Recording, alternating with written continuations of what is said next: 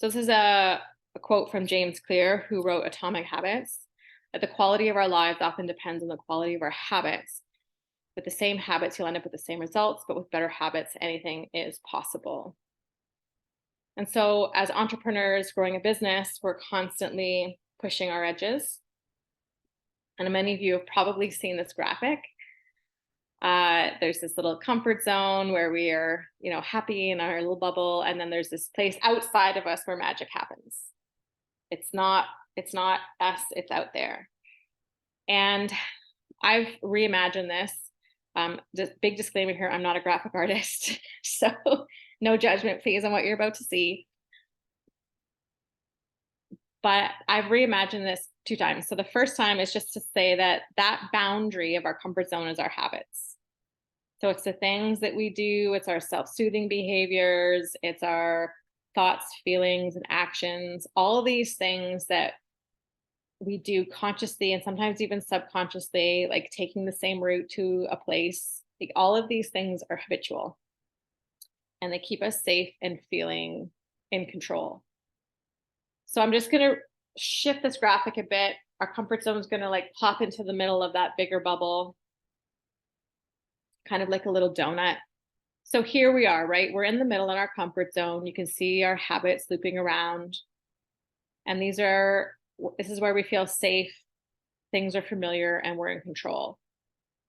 And then there's this kind of gray area.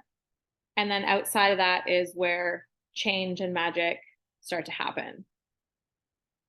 So close into this boundary of our habits is all the reasons we stay stuck. So it's our trauma, it's our negative self-soothing, it's self-doubt, self-judgment, all those things that like keep us safe and small. When we're consciously taking steps just outside of that comfort zone, can feel really vulnerable and overwhelming, which is why we'll all talk about tapping as a tool to use when you're like in that crunchy space of just stepping out of that comfort zone. But as we step farther and farther out, we start to experience things like confidence. We're persevering through things that are a little more challenging. We're learning new skills. We're becoming more self-aware.